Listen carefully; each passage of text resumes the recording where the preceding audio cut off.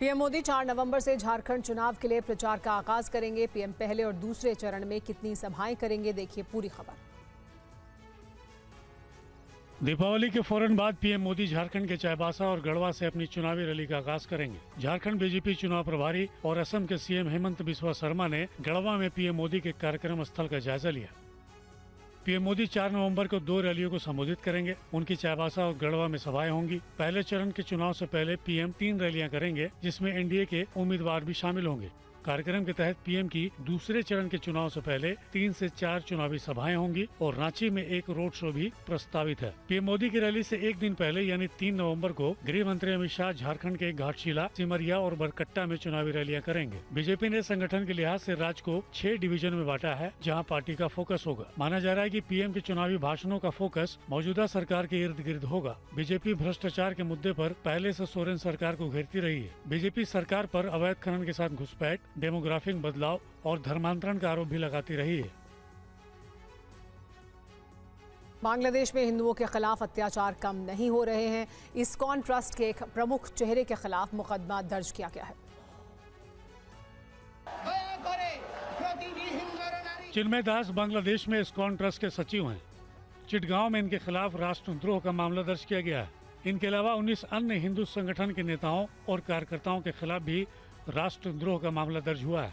चिन्मय दास पर 25 अक्टूबर को चिटगांव में आयोजित एक रैली के दौरान बांग्लादेश के राष्ट्रीय झंडे के अपमान का आरोप लगा है।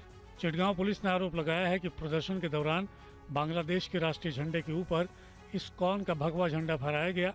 इस मामले में 2 लोगों की गिरफ्तारी भी की जा चुकी है। चिन्मय दास बांग्लादेश में हिंदुओं के खिलाफ हो रहे अत्याचारों के खिलाफ आवाज उठाने के लिए लगातार रैलियों और प्रदर्शनों का आयोजन कर रहे हैं। उनके ऊपर दर्ज मुकदमे पर चिन्मय दास ने सफाई भी दी है। उन्होंने कहा कि चांद तारे वाले झंडे पर भगवा पताका फहराई गई थी, न कि बांग्लादेश के राष्ट्रीय ध्वज पर। उन्होंने कहा कि कट्टरपंथी समर्थक उनके खिलाफ सोशल मीडिया पर आवामी लीग का समर्थक होने का आरोप लगा रहे हैं। उन पर भारतीय खुफिया एजेंसी और रॉ के साथ मिलकर काम करने का भी आरोप लग रहा है। दिल्ली में प्रदूषण का स्तर लगातार बढ़ रहा है। आज आसमान में धुंध है। दिल्ली सरकार ने एक बार फिर पटाखा न जलाने की अपील की है। दिल्ली में बढ़ते जहरीले धुएं से आसमान में धुंध छाया हुआ है। आईटीयू से लेकर धौला कुआं तक AQI 300 के पार नजर आया, जबकि आनंद विहार में AQI का लेवल 400 के पार कर गया। शादरा, मंदिर मार्ग और आरके पुरम में भी वातावरण अपने निम्न स्तर पर पहुंच चुका है।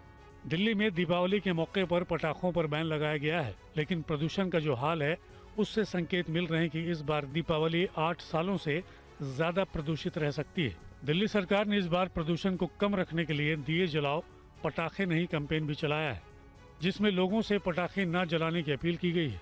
सरकार ने दिल्ली वासियों से अपना फर्ज निभाने का आह्वान किया है। जहाँ पर भी इस तरह की घटनाएं संज्ञान में आ रही हैं, उन पर सभी टीमें जो है वो ग्राउंड पे काम कर रही हैं और रात में भी जो है पेट्रोलिंग जो है वो बढ़ाई जाएगी।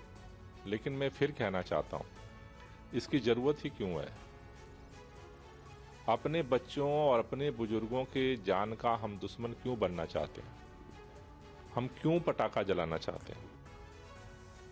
लॉरेंस बिश्नोई गैंग से पप्पू यादव को मिली धमकी पर पत्नी रंजीत रंजन का बयान सामने आया है। उन्होंने साफ कहा है कि पप्पू यादव के बयान से उनका कोई लेना देना नहीं है।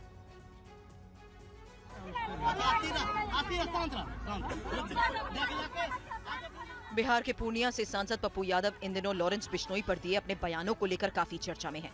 पप्पू यादव को लॉरेंस बिश्नोई पर दिए बयान के बाद धमकियां मिल रही हैं, जिसके बाद उन्होंने गृह मंत्रालय से सुरक्षा बढ़ाने की मांग की थी। गैंगस्टर लॉरेंस बिश्नोई को चुनौती देने के मामले में कांग्रेस सांसद और पप्पू यादव की पत्नी रंजीत रंजन का बड़ा बयान सामने आया। उन्होंने साफ कहा कि पप्पू यादव ने जो कुछ भी कहा है उससे मेरा और मेरे बच्चों का कोई लेना देना नहीं है। उन्होंने कहा कि ये लॉ एंड ऑर्डर का मामला है। रंजीत रंजन ने कहा कि उनका और पप्पू यादव का राजनीतिक जीवन अलग अलग रहा है। हमारे बीच बहुत मतभेद हैं और हम पिछले 1.5-2 साल से अलग अलग रह रहे हैं। आपको बता दें, पप्पू यादव ने बाबा सिद्दीकी की हत्या के बाद कहा था कि अगर कानून उन्हें अनुमति दे दे तो वो जेल में बंद गैंगस्टर लॉरेंस बिश्नोई के पूरे नेटवर्क को 24 घंटे के अंदर खत्म कर देंगे। इस बयान के बाद पप्पू यादव को लॉरेंस बिश्नोई गैंग की तरफ से धमकी मिली थी।